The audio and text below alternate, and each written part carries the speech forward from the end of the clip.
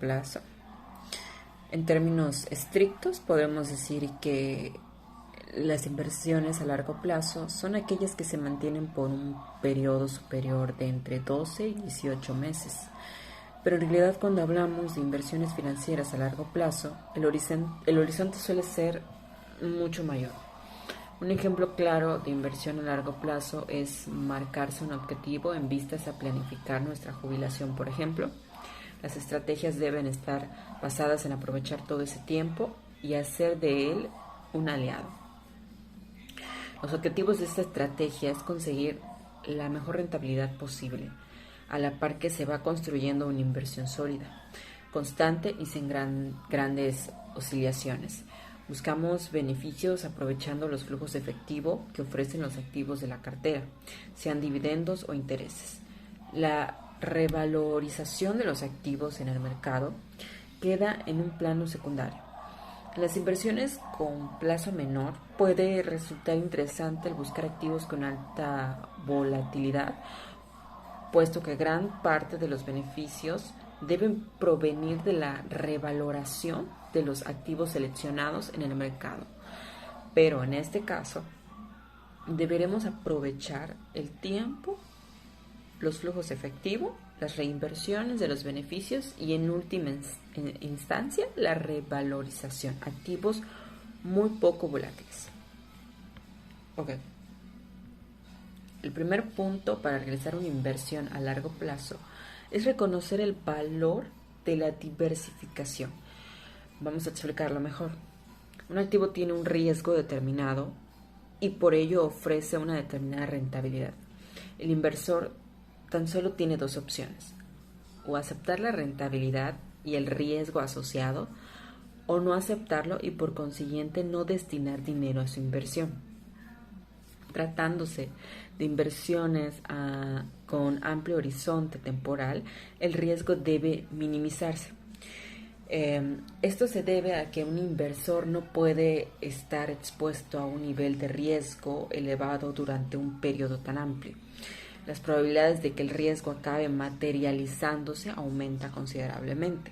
La mejor forma de reducir el riesgo específico de cualquier inversión es diversificándola con otras, construyendo una cartera global. Las inversiones a largo plazo deben estar planeadas bajo un perfil conservador o moderado.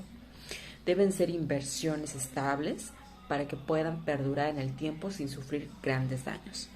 Los activos idóneos para la inversión a largo plazo debieran ser estables y solventes para que no se ponga en riesgo el constante pago de rendimientos. Los activos estables son poco volátiles. Un ejemplo claro de esto es la renta fija.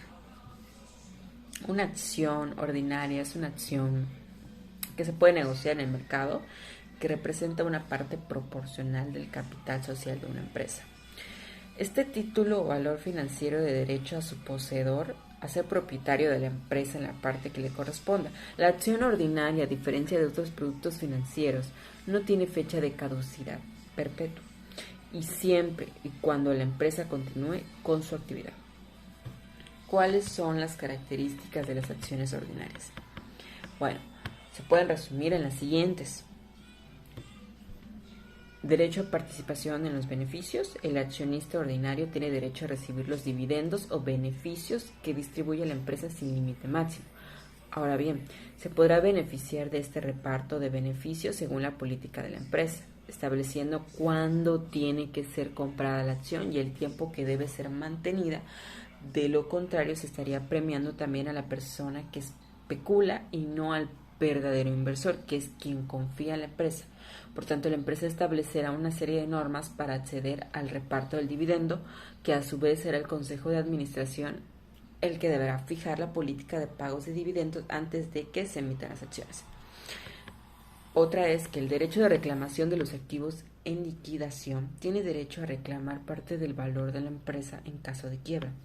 En cuanto a orden de jerarquía de derechos de cobro del accionista ordinario, en caso de que la empresa se declare en quiebra, no podrá reclamar sobre sus activos hasta que los tenedores de bonos o acciones de carácter privilegiado hayan sido satisfechos por el capital restante.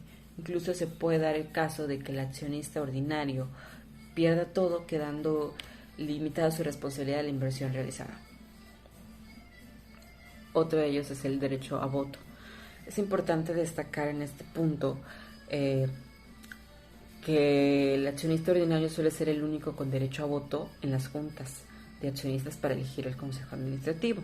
De igual forma, el derecho de propiedad es otra de las características que se otorga al accionista ordinario, el derecho a mantener su proporción de capital en la sociedad, y en caso de que se realizaran ampliaciones de capital, tendrá derecho a participar en la misma según su porcentaje en la sociedad.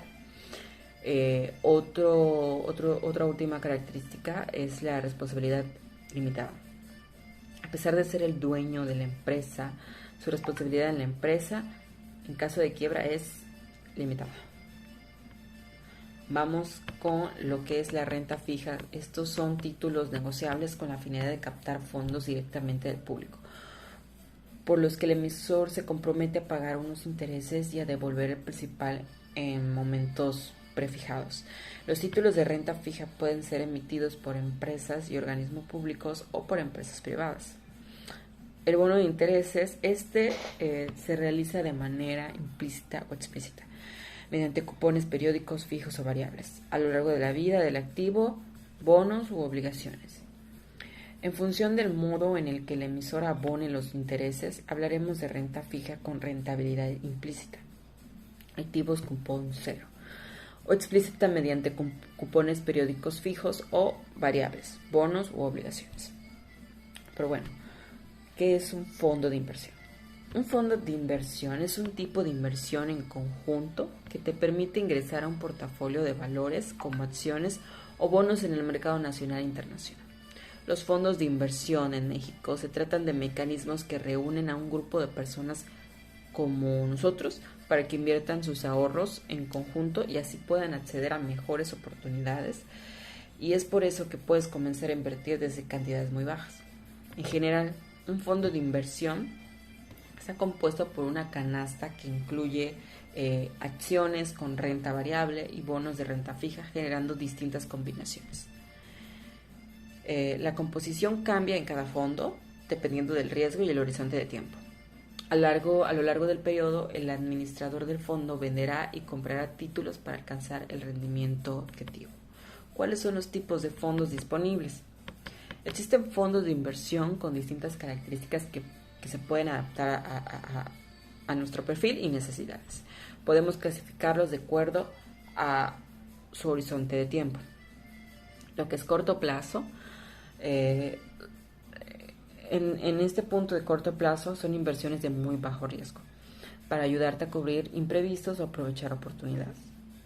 Las inversiones, su horizonte de inversión es de solo unos meses y puedes obtener tu dinero diariamente.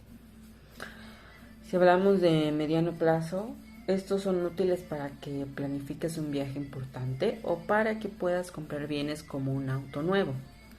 Y también se caracterizan por equilibrar confiabilidad y rendimiento, y estos tienen un horizonte de un año. Vamos con largo plazo. Estos tienen un horizonte de varios años, tal cual como dice largo plazo, y están diseñados para grandes metas y proyectos de largo plazo, como la compra de tu nueva casa, como la educación de tus hijos, incluso como apoyo para el retiro. Luego vamos con cuál es el fondo de inversión más rentable. El fondo de inversión más rentable es el de mayor plazo, ya que al final puedes tener mayores ganancias debido a que tu inversión puede ir aumentando precisamente por el rendimiento que vas generando con los años. Sin embargo, una vez que comiences a invertir, lo ideal es diversificar tu inversión, es decir, poner tus ahorros en distintos fondos y no solo en fondos de inversión, sino también considerar otros mecanismos, sedes o divisas, entre otros. De esta manera se puede ir experimentando con distintos niveles de largo plazo, riesgo y rendimiento. ¿Qué se necesita para un fondo de inversión? Tras decidir cuál es el fondo de inversión que va más de acuerdo con los intereses, solo te queda acercarte al banco para comenzar. Puede hacer todo el proceso con mucha facilidad a través de la banca en línea con la app. Por ejemplo, Bancomer, ya que solo necesitas tener una cuenta desde la que se obtendrán los recursos. En Bancomer hay opciones que te permiten comenzar a invertir desde 50 pesos, por lo que puedes comenzar a incursionar en el mundo de las inversiones con poco dinero e ir aumentando con el tiempo. Los derivados de por sí no tienen valor, ya que no son valores financieros tradicionales como las acciones o los bonos. No obstante, existen derivados que se compran y se venden como si fueran acciones en mercados financieros de derivados. El mercado español de derivados es MEDF, Mercado Español de Futuros Financieros, aunque existen muchos mercados a nivel mundial como Chicago Mercantile Exchange, con sus siglas que es CM, es CIEM, o el tipo de valor subyacente. Derivados de tipo de interés son aquellos derivados en los que su valor depende de tipos de interés. Un ejemplo es un interest rate swap o un basis swap. Estos derivados se suelen utilizar para protegerse de variaciones o exceso de exposición a un tipo de interés. También se aceptan para aprovechar las variaciones del mismo, especialmente si creemos que los tipos van a subir y tenemos nuestras inversiones a tipo fijo. Derivados Forex son aquellos que intervienen en el tipo de cambio de moneda. En este tipo de derivados se suelen hacer opciones o futuros sobre una moneda distinta a la propia o incluso con dos monedas ajenas. Por ejemplo, una opción de compra de reales brasileños con libras esterlinas ejecutadas por un banco de Tokio. O derivados sobre skates, commodities, son derivados cuyo valor depende de un activo intercambiado en los mercados de valores. Por ejemplo, acciones o bonos. No obstante, también se suelen ver opciones sobre materias primas como el petróleo o el oro, los más comunes que son las opciones, los futuros y los warrants. Derivados de crédito son derivados que se refieren al riesgo de un crédito o un bono. Justamente se habló mucho de estos durante la crisis de la deuda soberana y el valor de los credit default swap. También son conocidos los CDOs que se utilizan para garantizar créditos. Otros derivados, entre estos tenemos derivados de emisiones de CO2, derivados de inflación, etc. En general, no se puede negar que los derivados de hoy en día son una parte fundamental de las finanzas modernas, así como de su fuerte impacto sobre la economía. ¿Qué es la diversificación de portafolio? Este concepto es muy importante en la gestión de portafolios, ya que es el término de diversificación. Estos se pueden definir como una estrategia de gestión de riesgos que combina una amplia variedad de inversiones y o instrumentos dentro de un portafolio de inversiones. Sería todo.